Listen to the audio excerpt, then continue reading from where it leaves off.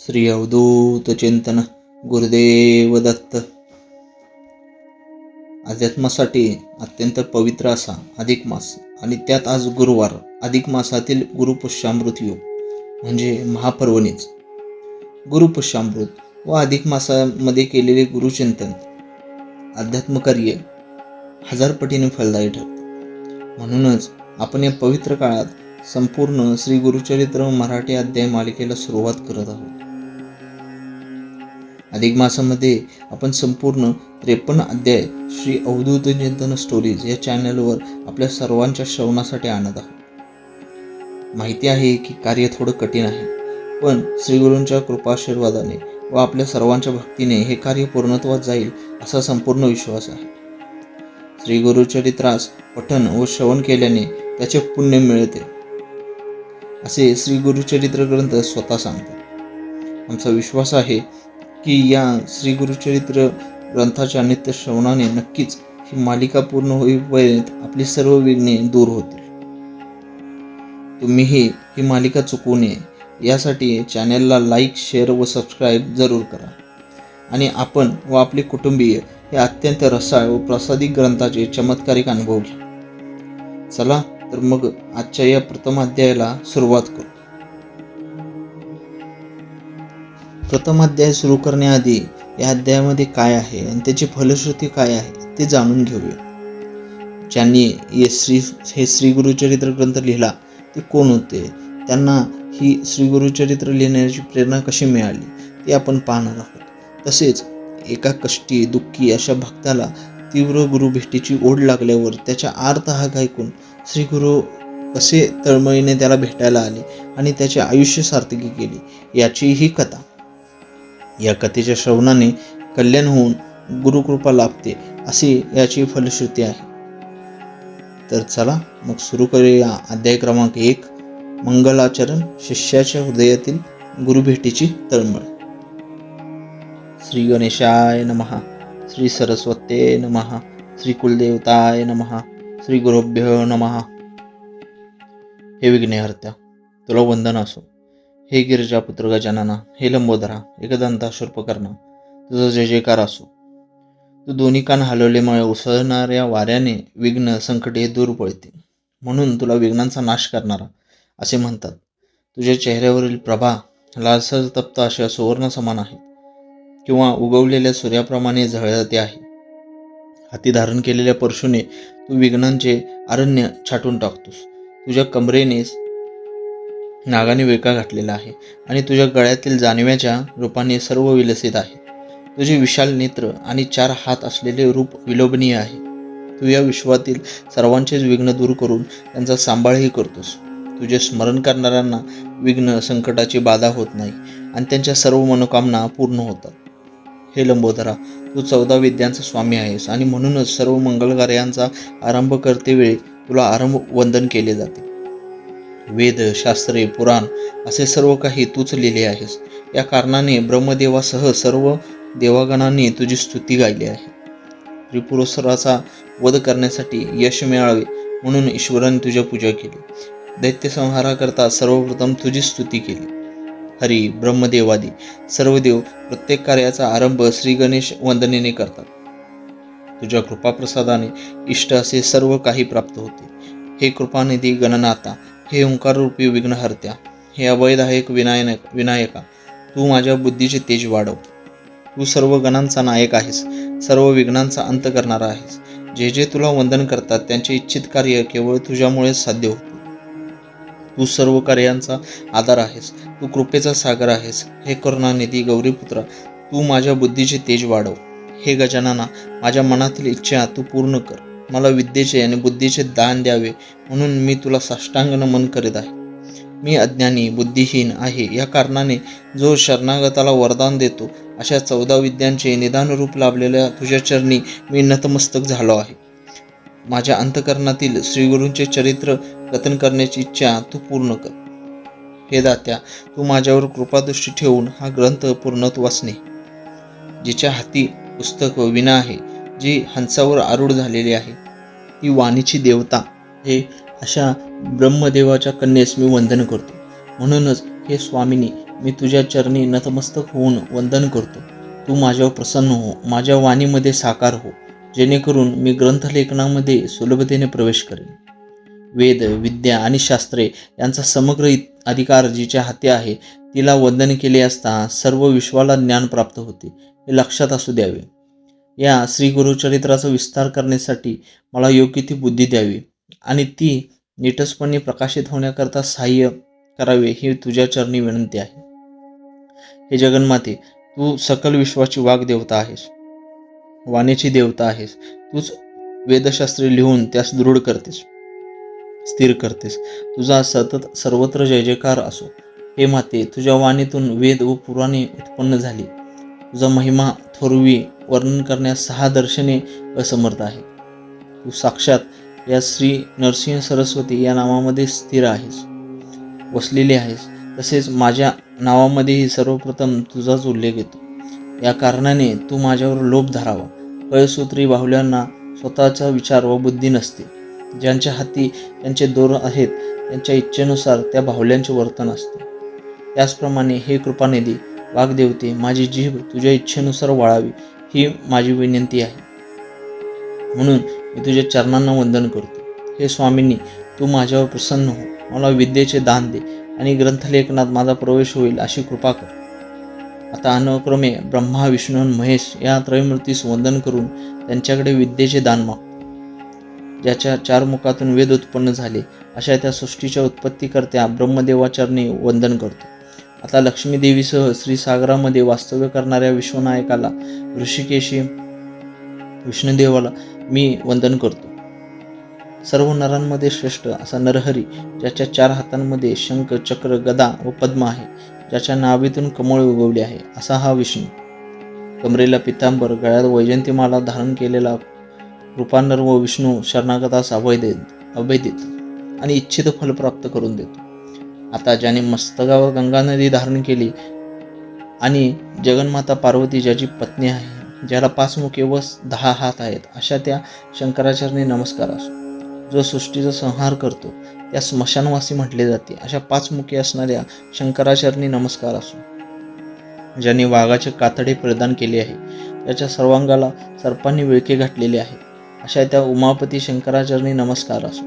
सर्वश्रेष्ठ देवाधिकांना, सिद्धपुरुषांना, गंधर्व, यक्ष, किन्नर यांना तसेच ऋषींनाही माझा नमस्कार. याकडेही त्यांनी लक्ष द्यावे. समस्त कविकुळास, पराशरादी मुनी तसेच व्यास, वाल्मिकी आदी ऋषींनाही माझा नमस्कार आहे, हे सर्वांनी लक्षात घ्यावे. कवित्व म्हणजे काय हे मला ठाऊक नाही, म्हणून मी आपणास विनंती करत आहे. मी आपला दास आहे, आपणावर माझा पूर्ण भरोसा आहे, म्हणून आपण मला ज्ञान द्यावे. माझ्यापाशी ग्रंथप्रकार, शास्त्रविचार आणि ग्रंथाच्या भाषेविषयीचे ज्ञान अपूर्ण आहे.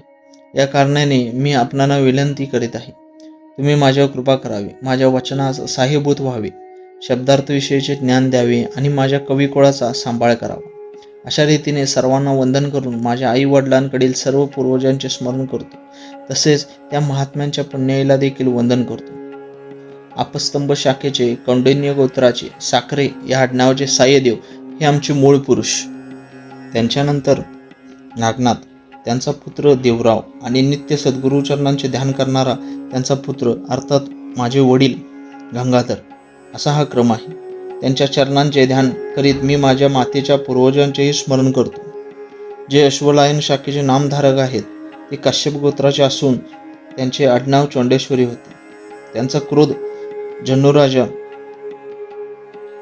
किंवा ज्याने आपल्या मस्तकावरून गंगेस भूलोकात आणून मुक्त केले, अशा त्या शंकरासारखा होता. त्यांची मुलगी चंपा ही माझी माता, जी भवानी माती समान निश्चयी स्वभावाची आणि गुरुतुल्य आहे. अशा रीतीने माता पिता यांचे स्मरणवंदन करून मी गुरूंना नमस्कार करतो. गुरुचरणांचे स्मरण व्हावे हे माझ्या ज्ञानबुद्धीत प्रकाश पडल्याचे लक्षण आहे. श्री गुरूंचे नित्य एकनिष्ठेने ध्यान करणाऱ्या माझा गंगाधर यांच्यापासून जन्म झाला, असे सांगून हा सरस्वती गंगाधर संतश्रेष्ठांना वंदन करून मज मालकास क्षमा करावी अशी स्वतःना विनंती करीत आहे. वेदाध्ययन करणारे, तपसाधना करणारे, गुरूंचे नित्य ध्यान व स्मरण करणारे असे यती, योगेश्वर, संन्यासी यांना देखील माझा नमस्कार असो. माझे हे बोबडे बोल स्वीकारावे अशी मी आपण सर्वांना विनंती करीत आहे. श्री गुरुचरित्र हे कामधेनू आहे. त्यास श्रवण केले असता महाज्ञान प्राप्त होते. म्हणून आपण सर्वांनी सावध चित्ताने आणि एकाग्र मनाने ग्रंथाचे श्रवण करावे. गाणगापूर क्षेत्री वास्तव्य करणाऱ्या श्री गुरु नरसिंह सरस्वती यांची ख्याती आणि महिमा मी कथन करीत आहे. त्यास एकाग्र चित्ताने श्रवण करावे. गाणगापूर येथे श्रीगुरूंचे वास्तव्य होते. हे सर्व प्रांतातील भाविकांना ठाऊक होते. म्हणूनच त्यांची ख्याती ऐकून भाविकजन दर्शनार्थ यात्रेला येत असत. तेथे जाऊन श्रीगुरु आराधना करणाऱ्या भक्तांची पुत्र, पत्नी, धन, संपत्ती आदी मनोकामना पूर्ण होत असे. तेथे जाऊन ज्यांची संतान प्राप्तीची कामना पूर्ण होत असे ती मंडळी आपल्या मुलांना श्रीगुरूंचे नाव ठेवीत आणि चारही पुरुषार्थाची प्राप्ती करून संतुष्ट होत असत. असाच श्रीगुरूंचे नाम धारण केलेला नामधारक अतिशय कष्टी असा साधक श्रीगुरूंचे नित्य स्मरण करीत असत. मनाने अत्यंत व्याकुळ आणि चिंताग्रस्त झालेला हा भक्त श्रीगुरूंचे दर्शन घेण्याचे मनामध्ये ठरवून निश्चयपूर्वक निघाला होता. तहान भूक हरवून त्या साधकाला श्रीगुरूचे आकर्षण चरण घेत होते. मी एक तर श्रीगुरूंचे दर्शन घेईन अन्यथा या जड देहाचा त्याग करेन असा निर्धारही त्याने व्यक्त केला होता. ज्यांचे नामस्मरण केले असता दैन्य त्वरित दूर होते, त्यांचेच नाव मी अभिमानाने मिळवतो आहे हे सांगण्यात आनंद आहे असेही तो मनाशी म्हणाला. जर आपले दैवच खोटे असले तर श्रीगुरूंशी भक्ती कशास हवी. परिसाचा स्पर्श झाल्याशिवाय लोखंडाचे सोने होत नाही. हे श्री गुरुवर्या, तुमचे नाव हेच परीस आहे आणि त्यास मी नित्य हृदय धारण केले असतानाही मला हाल अपेष्टा सोसाव्यास लागल्या तर त्याचा दोष कुणाला द्यावा. माझ्या बोलण्याची बूज राखून हे सदाशिवा सर्वांवर कृपा करणाऱ्या श्री गुरुवर्या, तू माझ्यावर प्रसन्न व्हा.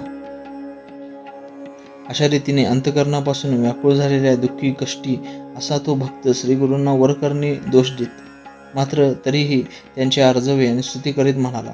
विघ्नहर्त्या, पार्वतीसुत श्री गणेश आणि सुंदर शारदा देवी तसेच पंढरीचा राणा यांना विविध रागिण्या गाऊन संतुष्ट करावे. ब्रह्मा, विष्णू व महेश ही त्रैमूर्ती हेच श्रीगुरु असल्याची श्रुती सांगतात.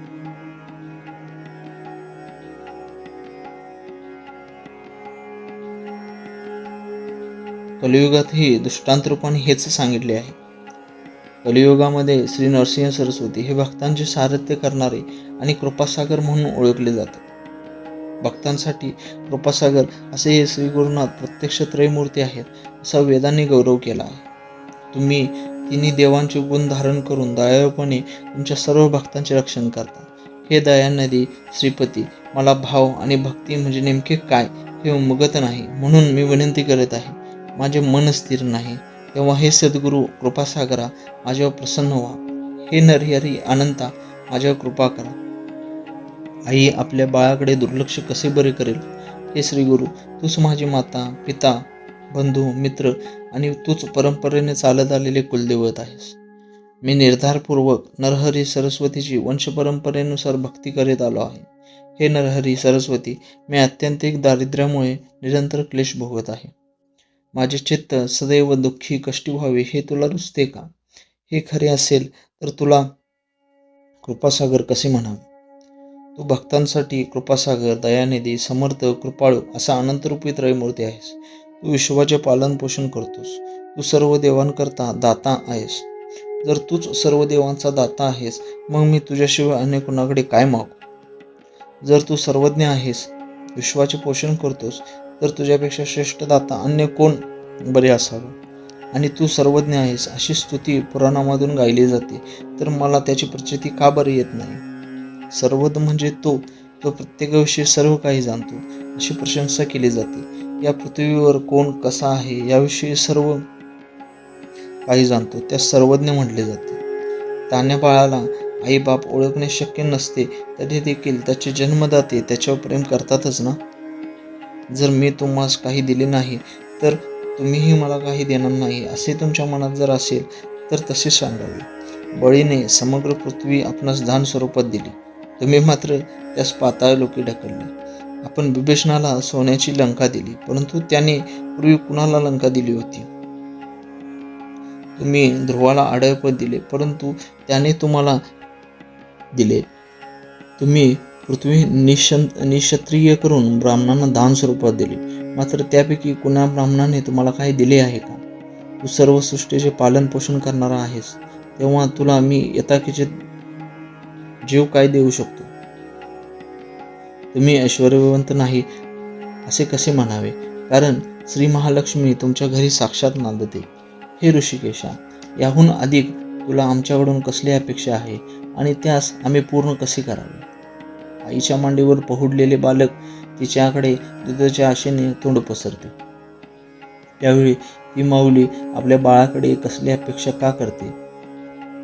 तेव्हा हे श्री गुरु मायबापा, मी तुला काय देऊ? कशाची तरी परतफेड म्हणून तू आम्हाला काही दिलेस तर तुला दाता कसे म्हणता येईल? आणि तुझ्या दयानिधी या संबोधनासही अर्थ उरणार नाही. तू काही देण्यास असमर्थ आहेस असे म्हणावे तर तू 14 भुवनांसाठी एकमेव दाता आहेस.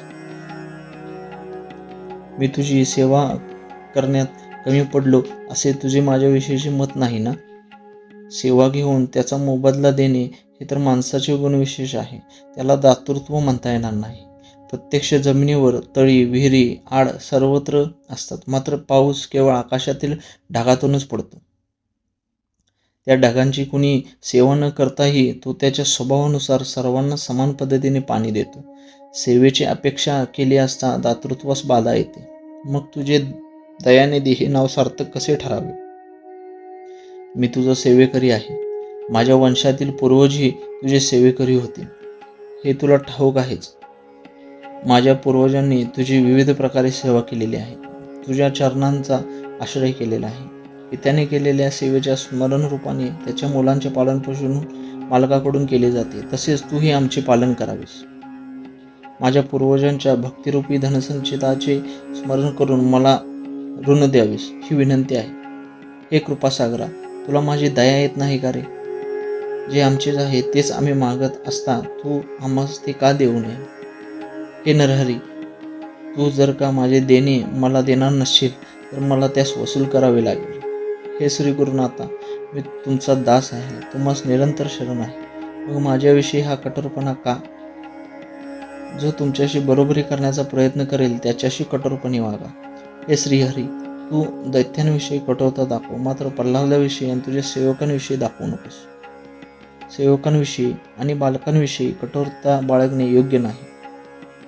माझ्या अपराधांकडे पाहून जर का तू माझ्याविषयी तुझ्या अंतःकरणात राग बाळगून असशील तर एखादी बालक त्याच्या मातेशी कठोरपणे बोलली आणि अज्ञानाने मारती झाली तरी माता त्या बालकावर न रागवता त्याला प्रेमाने मिठीत घेते व समजावते. हे ऋषिकेशा, माझ्या हातून असा कोणता अपराध घडला हे तरी मला सांगावे. जेव्हा माता रागवते तेव्हा बालक त्याच्या पित्याकडे आपली गाऱ्हाणे मांडतो. जेव्हा पिता रागवतात तेव्हा माता समजूत घालून त्या बालकास जवळ घेते. हे श्री गुरुनाथा, माझी माता व पिता तूच आहेस.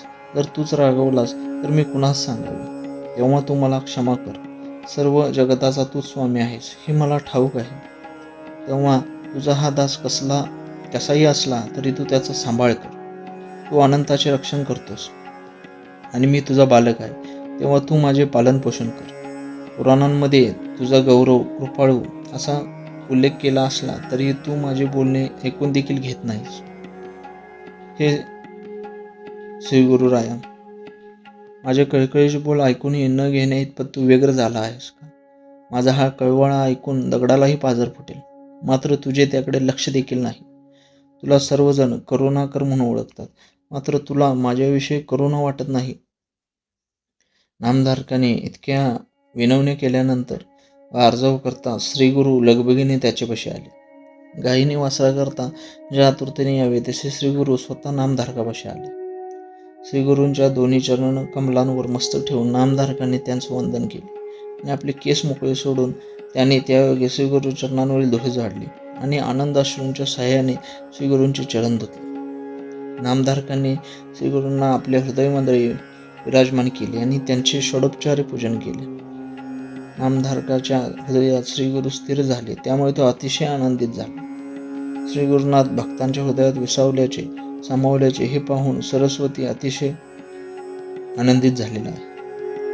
अशा रीतीने श्री गुरुचरित्रामृत ग्रंथातील परमकल्पतरू कथांमधील श्री नरसिंह सरस्वती उपाख्यानाच्या अनुषंगाने सिद्ध व नामधारक यांच्या संवादामधून घडणारा मंगलाचरण हा पहिला अध्याय पूर्णत्वास आलेला आहे. हा अध्याय श्री गुरु दत्तात्रेयांच्या चरणी अर्पण करीत आहे.